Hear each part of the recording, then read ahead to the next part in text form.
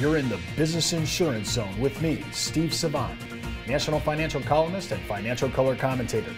This week on The Biz, the Asset Protection Series. And on today's show, commonly overlooked liability insurance with national columnist and attorney at law, Ike Devji. When it comes to life insurance, annuities, long-term care, disability, or group pension plans, we're the news you can use. Well, welcome everyone to the Business Insurance Zone. I'm your host, Steve Savant, and we're broadcasting live to a nationwide audience of financial advisors right here in Fountain Hills, Arizona, home of America's largest fountain. And with me today, in day three, attorney at law and national columnist at all that is asset protection, Ike Devji. Hey, Ike. Thank you, Steve. Well, welcome to the show, Ike. And what I'm a little disturbed by the title, actually, because I'm thinking you're pointing out commonly overlooked liability insurance, and I'm thinking like, well, wait a minute. Don't all attorneys do this? Isn't the level of asset protection, isn't that already standard out on the street? And that sounds to me like, hey, there are some things that are being hugely overlooked, and there's monster economic liability and exposure to this. You're absolutely correct on both counts. Number one, it is routinely overlooked even by attorneys and even in many cases by insurance agents themselves, who have the same kind of perhaps limited view in some cases of what a client or individual's risk picture looks like. As you know, we work with a couple thousand physicians nationally as part of our asset protection client base, another couple of thousand much higher net worth business owners. The number one exposure that all of those folks face, no matter what their business is, statistically, is the danger of an employee lawsuit. In fact, the American business owner is 5 times more likely to be sued by an employee than for almost any other reason. Well, wait a minute. I'm sorry. That's curious to me. Are you saying that if I have a doctor, it's not his patients that are suing him, it's his employees?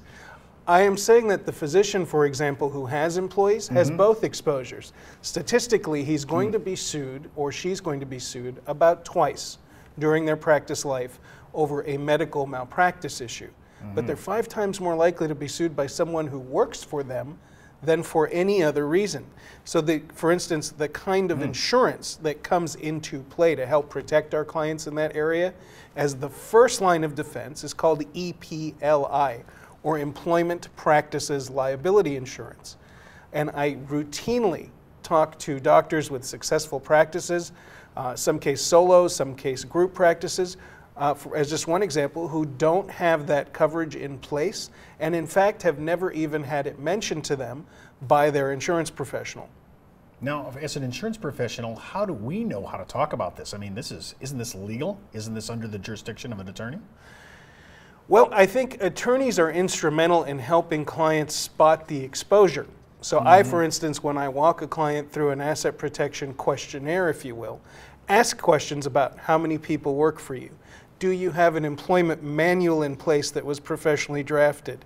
Do you have EPLI insurance, this employment insurance, to help cover the costs of defense or even the award itself if there is a lawsuit? Is this pretty expensive from an insurance point of view? You know, Steve, it is underwriting specific just like every other kind of insurance. I could be a surgeon. It's going to be specific to my vocation? It's going to be specific to a number of different factors, including your previous history of claims.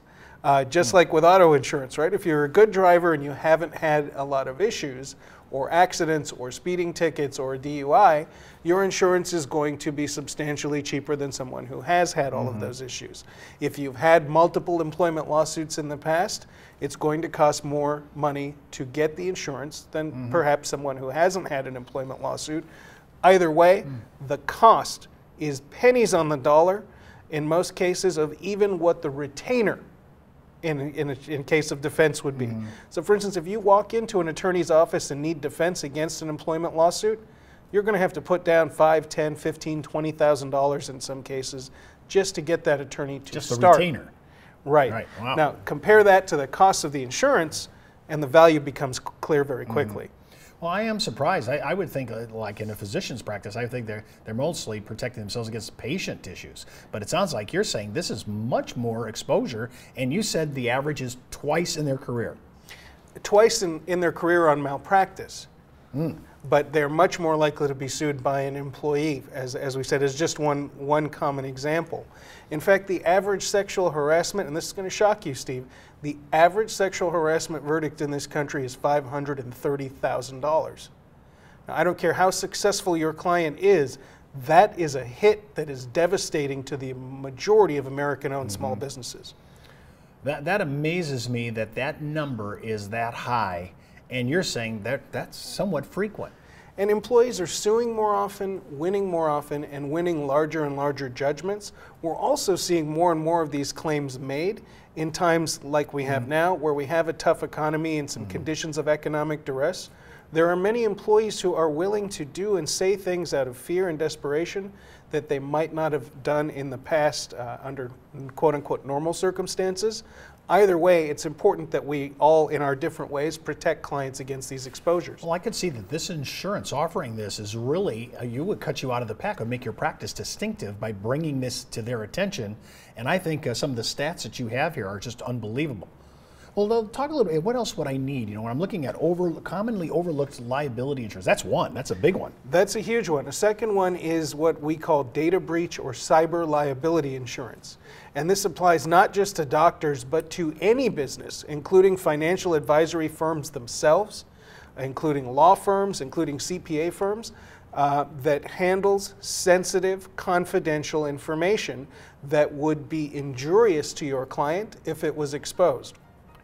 So even a normal advisory who has a nice financial practice, who has specifics about their client's finances and maybe their client's life insurance medical information that's inside the application, this is a whole new place to look for exposure. You're absolutely correct. And you called it cyber or data breach or cyber liability. Unbelievable. Well, I have to talk to our sponsors on the show after this one. Listen, when we come back from the break, we're going to continue listing our overlooked liability, all part of our asset protection and our asset protection series. And don't forget to hop out to our site and join our IULUniversity.com for the best training and support when it comes to life insurance. You're listening to the insurance industry's #1 resource for products, planning ideas, carrier information, and interviews you can use. When it comes to life insurance, annuities, long-term care, disability, or group pension plans, we're the news you can use.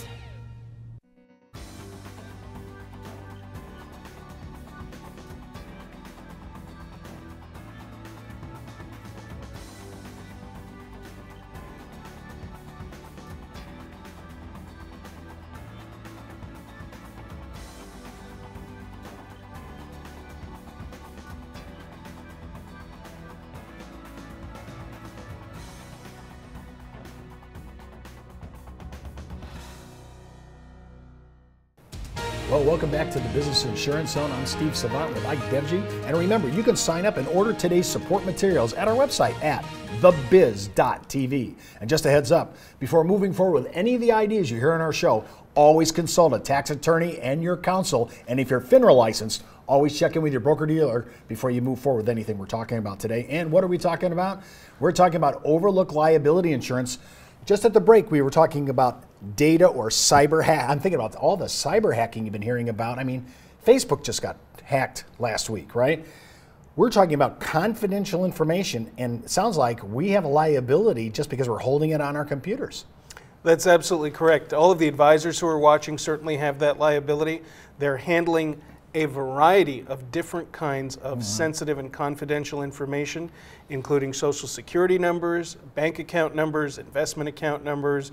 They're handling, in some cases, HIPAA protected information that is confidential and legally protected healthcare information. Exposure of that healthcare information has statutory mandatory minimum fines for people, and the exposure can be in 7 figures. What kind of exposure are we talking about? Well, for instance, Steve, let's say you have a financial advisory firm. It could be that you get hacked, like the Facebook incident you mentioned. Or something more common, it could be that someone breaks into your office, or you lose or have a laptop stolen that has access to your CRM system. It could be an iPad. Today it could even be the iPhones and the other smartphones that we all routinely carry. It can be accessed by yourself, by a spouse, by a child, by an employee. And of course, there's always the potential, as much as we all hope it's not us, for intentional misuse of the information you have by someone in your office who could be selling credit card numbers or account numbers or anything else. All of these things are going to fall in terms of the legal and financial responsibility on the owner of that business. Now, are there contracts or kind of insurance to protect against this? Well, yes, that's the data breach or cyber liability insurance that we're talking about, that comes in to help cover those costs, the defense costs, and even the remediation costs in terms of, for instance, if you have a large number of clients whose financial information is exposed, part of what you might be responsible for is credit monitoring for each of those people for up to 3 years or longer. Imagine having to pay for that out of pocket.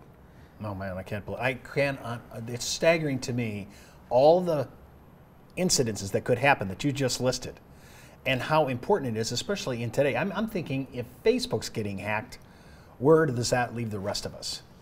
That's exactly correct. And in some cases, it's not having the right insurance or all the right insurance, like as we just mentioned, for instance, with the employment practices liability insurance and the data breach or cyber liability insurance. In other cases, it's not being adequately insured on the coverage you do have. So for instance, one of the questions as an asset protection that I ask every single one of my clients who has a car or drives a car is about the limits of their automobile insurance policy. Something that basic is also one of the most common exposures that we would see. Do you think it's rare that people get into car accidents? Relatively not. It's perhaps less likely than some of the other things that we worry about. Yet we have people routinely with high net worths who've worked 10, 20, 30, 40 years to have and be what they are and who they are, who have inadequate automobile insurance coverage or don't have adequate limits of personal injury coverage on their commercial real estate. If you own an apartment building or a strip mall or even an office condo that runs your particular medical practice or your accounting practice, it's important that you have the adequate level of insurance, not just on liability, but on loss as well. Well, I'm thinking you're really talking beyond the traditional personal umbrella policy. Is that what you're really saying, though? Because that, a lot of people buy a $5 million policy to truly cover some of these things you're talking about. Are you talking about greater than that? I think that it's not greater than. I think that the idea of an umbrella policy is a great idea. If my clients don't have one, I always encourage them to get one. But I think that it on its own cannot reasonably be a shield against everything that happens. I mean, that would be a pretty bad business model for the insurance company to take one check a year from you and say, Steve, no matter what happens or how much it costs, we've got your back. That's just naive. And I think that part of our duty as advisors, whether you're an attorney or an insurance advisor or a CPA, is to have these conversations and help people understand the limits of that. In fact, you've seen something by me called Common Fatal Flaws of Asset Protection Planning.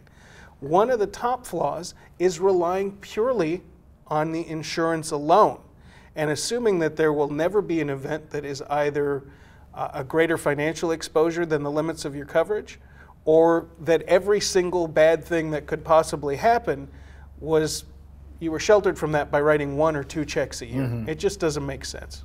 Well, I have to say that if you're watching this show right now and I'm thinking about my own practice, we really need to up our game in this regard to really make sure that we're insulated from events that you're talking about. And I've even noticed that some of the traditional insurance that we do understand, like even basic E&O, errors and omissions, that we think that's going to do what it's going to protect us. We made a misstatement, we made an error, hopefully not deliberate or fraudulent, but these are the things we're talking about. Yes, the E&O and malpractice insurance are two different sides of the same coin, and there are a number of things that they don't cover that there is another type of insurance that is specifically for, especially for owners and operators of closely held businesses or C-level executives. Well, tomorrow we're going to talk about not only some of that, but we're going to talk about directors and officers liability insurance. We're going to take a whole show on that because I cannot believe how much exposure there is in this regard. Remember, you can watch this show and all our shows by going out to our website at thebiz.tv. Just sign up on our homepage. Well, that's the Buzz on the Biz for today. You've been in the zone, the business insurance zone. You're listening to the insurance industry's #1 resource for products, planning ideas, carrier information, and interviews you can use. When it comes to life insurance, annuities, long-term care, disability, or group pension plans, we're the news you can use.